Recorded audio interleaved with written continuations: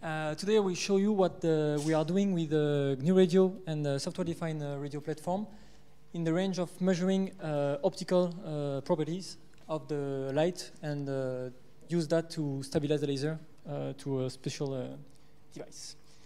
So as an introduction, I will talk about the world of atomic clocks, in which currently the primary standards are microwave clocks working at tens of gigahertz frequency.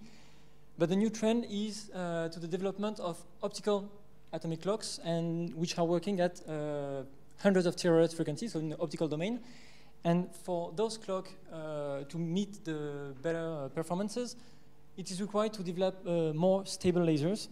And that's what we are trying to do on my experiment. So we are using a special medium whose first property is to have this kind of absorption spectrum around optical frequency. So this is typically 580 nanometers, so it's the yellow light. And it has some absorption up to 70% with a broadening of 2 gigahertz. However, if you place this material in a cryogenic situation, so below typically 7 Kelvin, you are able, by sending a narrow laser at a given frequency in the absorption, so anywhere you want, in the middle you have better contrast for what we will do, you will be able to create a small hole inside the absorption with typical line width of 4 kilohertz that will stay in place where you burned it, even if you switch off your laser, or even if the laser moves, for tens of hours, typically at 4 Kelvin. And this here is the thing that we want to lock the frequency of a laser to. So if you zoom a bit in this, you see that we are able to burn holes at 3.5 kilohertz width, and that we will use them as frequency discriminator for stabilizing the frequency of the laser.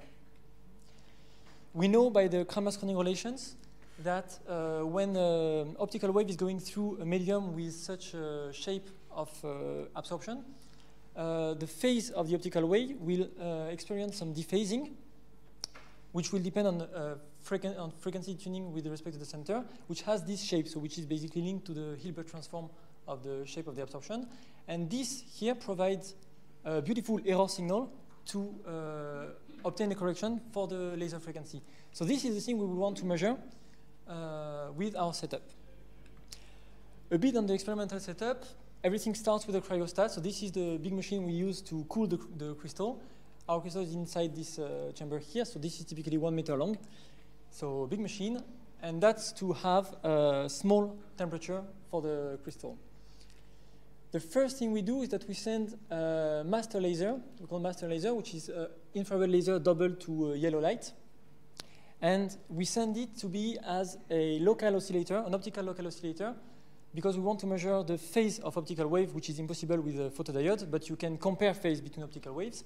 So this will be the reference. That's why we put it completely outside of the absorption, and it will see no influence of the medium, and we put pretty big power.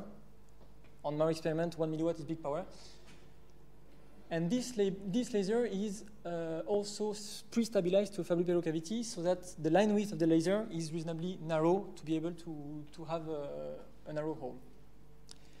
We then use another laser, which is the same kind of laser, same color, which will be also sent to the crystal, and which is going through an acoustic modulator, which is an electro-optic device that will be able to shift the frequency of the light according to the frequency you send on the RF input. And also, if you have a special signal on the input, you can have a special spectrum in the light. So you can change the shape of the spectrum in the light in the few megahertz bandwidth. This laser will be phase locked to the first one to benefit from the same stability, at least at the beginning. And we have a tunable offset in frequency between the two, so that we can precisely control the position of the slave with respect to the master. For the master, we don't exactly choose the position because it's stabilized to the cavity, but for the slave, we can choose where it is on the absorption line. Typically, we put it in the middle. And the power we use is typically in the range of between 100 nanowatts to a few microwatts, depending on the phase of the experiment. We use also frequency comb to measure the frequency of the laser, because now we are trying to see what kind of stability we can achieve. And everything of this here is driven using SDR board and a computer. One output is generating the signal that we send here to be able to sculpt the shape of the spectrum of the light. The other output is driving the offset between the two lasers to make this one move over which kind of range we want. And the two inputs are receiving the signal from the photodiodes here, where we are obtaining the bit note between the two optical waves. So the frequency will be the difference between the two waves. And in the end, what we have is, of course, depending on what you send to the AOM, because if you change the spectrum on the AOM, you change the spectrum on the optical. But if you send a pure sine wave at something like 70 megahertz to the modulator, you receive on the two inputs two noisy sine waves. The one which is not going through the crystal is the blue one, and the one which is going through the crystal is a bit attenuated because there is still absorption. And also it is dephased by the hole we burned. And this here is exactly the thing that we will want to measure with the FPGA and the computer. So on the hardware side, we are using Etus USRP 300 with a basic TX and two LFRX daughter boards. And on the software side, of course, GNU Radio library with Python 2.7 and PyQt4. We split the work in 3 different files because we want to have a flow graph which has been first designed using the GRC and then modified directly in the Python code, which is looping, turning constantly, by default with 0 values. We have an interface, a GUI file, and a third Python file, which is basically enabling talking between the two files, so you can change values in the interface, and they will be applied to the flow graph. And you can also trigger different kind of actions in order to do the actual measurement. So I'll talk a bit more about the flow graph. On the IRM signal generation part, the first thing we have is a vector source, because we want to use that as a spectral description of the signal we are sending. So it's typically 128 points on the vector, and 15 kilo sample being vector, so 15 kilo vector per second. And for mostly zeros, because we don't want to put completely strange shape, but we can put some non-zero values, and that will be the modes we will have in the optical light. We go to time domain using reverse FFT. And then we have a small block which is called double pass correction, and I have to talk a bit more about the acoustic modulator. We use it in double pass, so this is the input and this is the output of the thing. And basically, the light going first through the optical modulator. If you have a pure tone light and a pure tone RF signal applied, you are just shifting the frequency of the light. So you do this once and twice, and so you have just shifted the frequency. But if you apply more than one frequency here, which is the thing we usually do, after the first pass, the two lines you obtain are interacting with the two lines here, and so you obtain something which is completely not what you want, not pure two signals. And the solution to that was to, before sending here, to compute the complex square root of the signal. So everything here is complex numbers because we want to be able to tune the amplitude but also relative phase of all the components. And this, with that, we managed to have, in the end, 2 beautiful peaks when we want 2 peaks. And this signal here is just going to the USRP sync, which is connected to the AOM. So this enables us to make sort of a spectral domain-based arbitrary waveform generator. We can make any kind of spectrum we want, basically in the range of a few megahertz around the carrier frequency.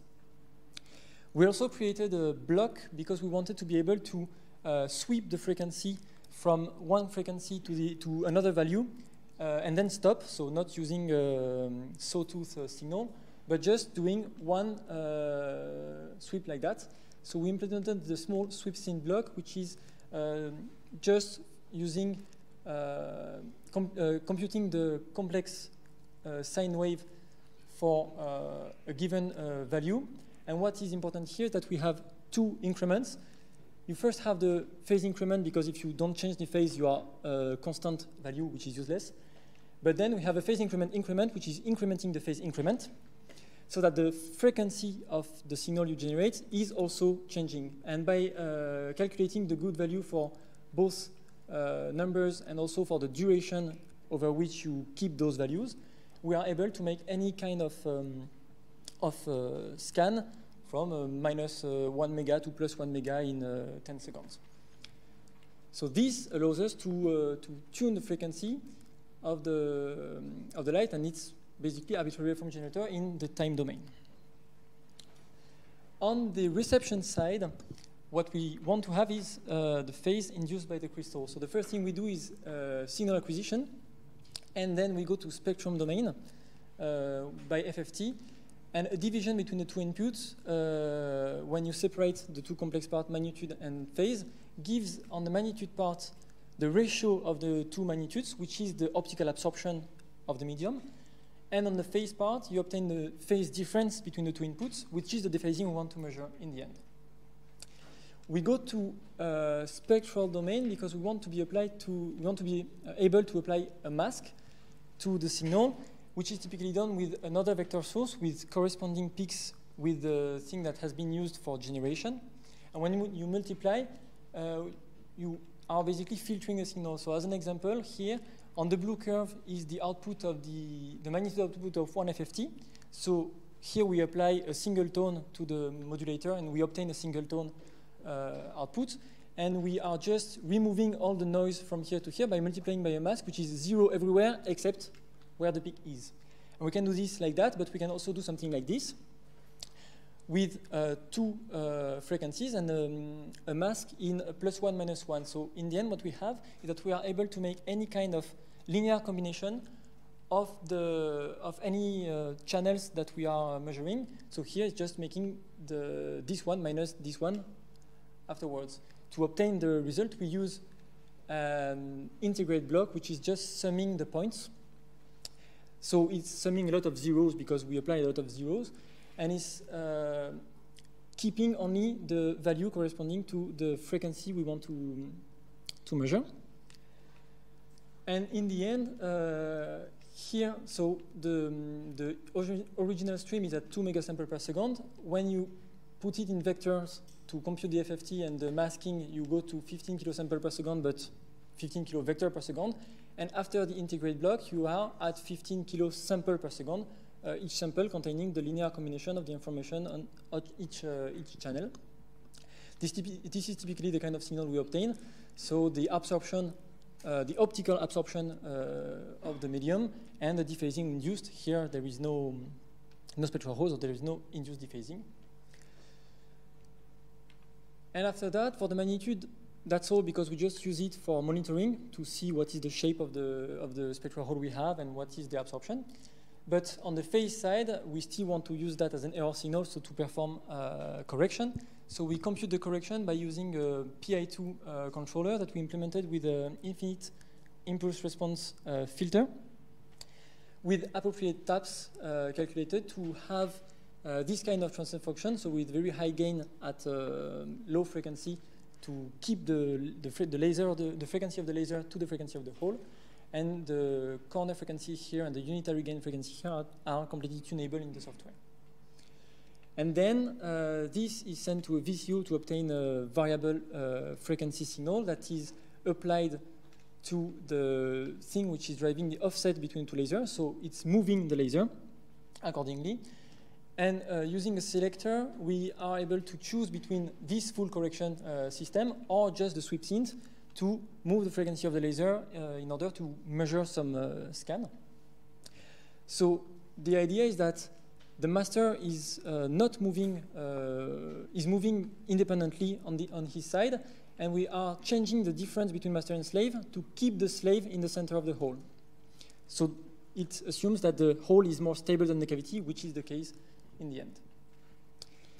So this is the interface that has been built to use this flow graph and be able to generate different kind of signals. It's a bit messy, but you have different parameters here because you have different kind of actions you want to do. You can here decide to burn the hole, so you apply high power to create the spectral pattern in the absorption, and you can probe them to put light inside and see what's the dephasing. You can scan them to see what is the shape. And what is interesting here is just to notice that this here is the signal which is coming from the photodiode, so the spectrum, the FFT calculated of these signals. You see here two beautiful pure tones, and this is the thing which is sent to the AOM. So we need to calculate an ugly signal in order to have in the end a beautiful signal. We are able to here change the parameters of the lock, as I said, to optimize the stability of the laser. And we have different monitoring parts to see that everything is going well. One example of what we did using this system is the double heterodyne method. So I said that we want to measure the dephasing induced by one spectral hole, but we noticed that there is some strange noise appearing. So we decided to create a small hole which has big dephasing and a big hole which has small dephasing that will be used as another reference. That's why we call that double heterodyne, because we have two references. And by sending, so this is burned using the sweep synth. So we put the light and scan so that it burns the big structure. And by using a +1 - 1 mask, we are then able to use this reference signal to use this signal as a reference that will see all the same noises as the signal which is going here, because there is a thing which is a problem in our case is thermal fluctuation and air fluctuation that are creating some phase noise in the light, and that you can't really remove. And also we have two different photodiodes with two different paths, so there is a dephasing which is variable between those two paths. So if you keep this in the signal in the end, you have some not meaningful signal. And by doing this and removing the phase acquired by this mode to the phase acquired by this mode, we are able to remove this kind of noise. For example, what we see is that if we send only one mode and we put no crystal in the path, so we just put the two photodiodes, we acquire the bit note and we send them to the FPGA board, you have some long-term fluctuations. So this is time in second and dephasing.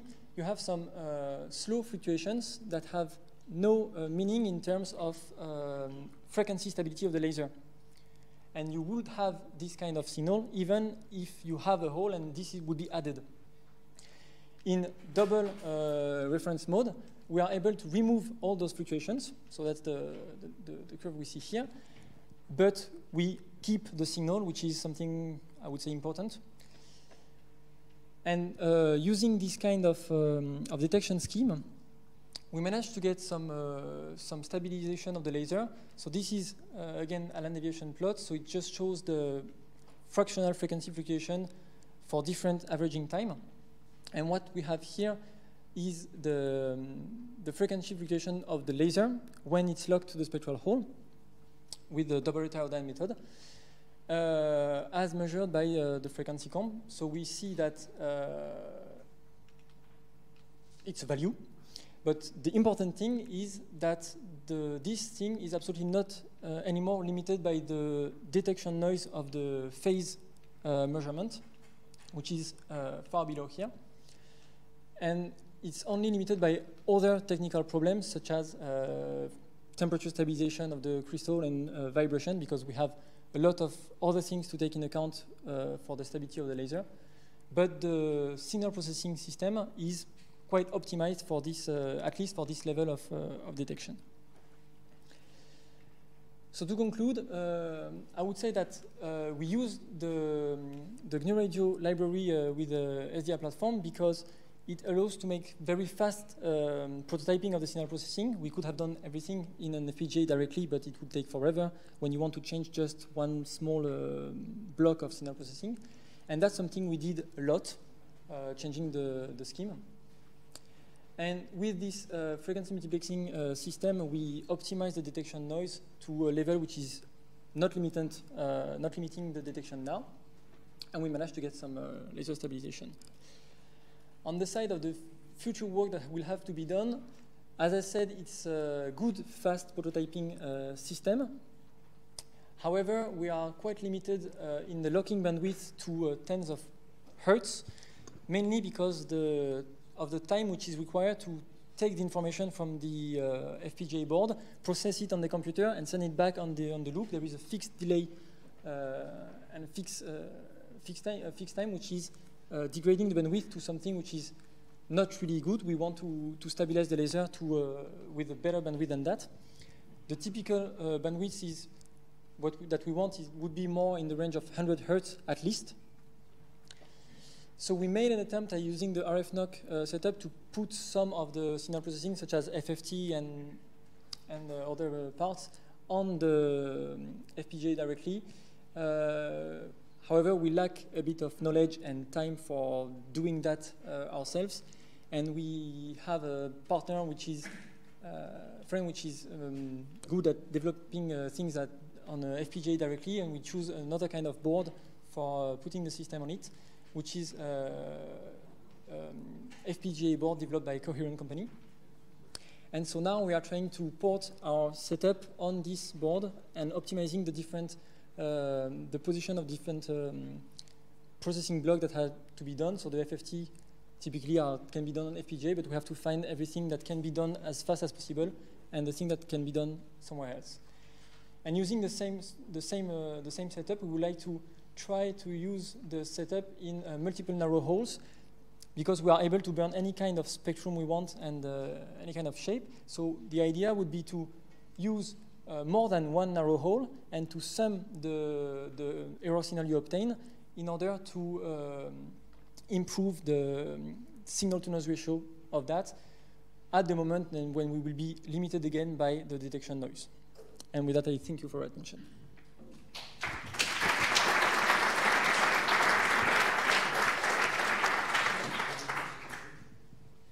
Thank you for this presentation. Could you come back on slide 8, please, with the filtering operation, I think? Yes? The filtering, here? Yes, this one. Yes.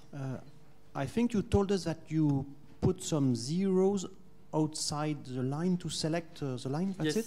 Yes. To filter out the noise? Yes. However, I would like to know how you cope with the spectrum which is outside the point of the FFT. Between the point, in fact, even if you set to 0 the point of the FFT, yes, the spectrum exists and it is not set to 0 in this way.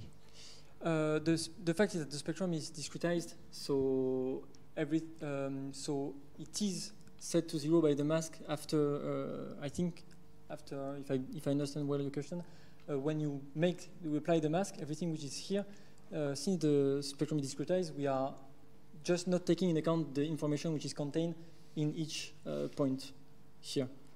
But of course, we are not, I mean, it starts already here. We are discretizing the spectrum, so we don't have the information everywhere in the spectrum, so we can't put it to 0 absolutely. But we are just removing all the information that we have, which is useless. So we have already lost a bit of information, which is, I would say, not useful for the detection on the center frequency. So it's lost, but from the information we have, we can remove the thing that we don't need. Thank you.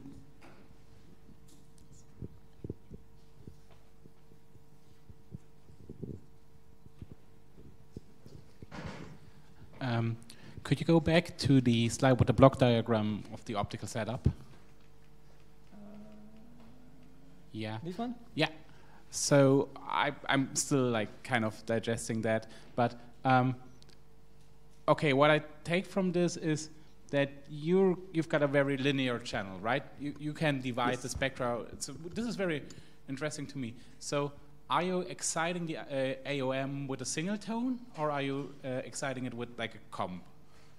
It depends on what we are, the detection mode we choose. Yeah. So we are exciting the AOM with the appropriate signal to be able to probe the different holes we burn. So if we have only one hole in the middle, yeah.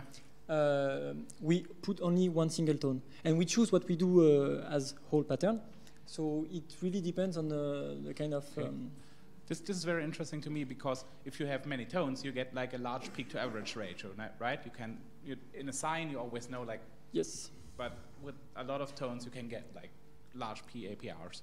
So this makes it even more surprising to me that you can just divide the FFTs, because that only works if everything is linear, and I guess that optically active crystals are not typically linear. Yes, the idea is that we don't change the power we apply to the AOM in the end. Okay. So we divide the FFT because it's really just making some filtering. We could make things in another order. That would be bandpass filtering the signal first, and then dividing the signals and not the FFT. I mean, obviously this is very elegant. So. Since what is done here is the signal we apply here, the spectrum of the signal here is not changing over time. Of course, the signal is changing over time, but the spectrum is not.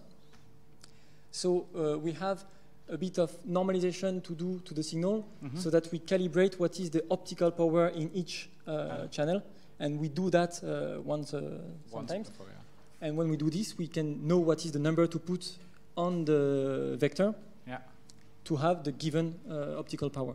Okay, thank you.